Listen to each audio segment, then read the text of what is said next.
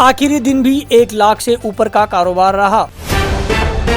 तो ये थी आज की सभी बड़ी और जरूरी खबरें तेज रफ्तार में। अगर आप देश दुनिया की हर हलचल से अपडेट रहना चाहते हैं तो जुड़िए 10 न्यूज के साथ। मैं हूं बियाजमान, मिलेंगे फिर एक और बुलेटिन में। तब तक के लिए मुझे दीजिए इजाजत। जय हिंद। नजर सब पर।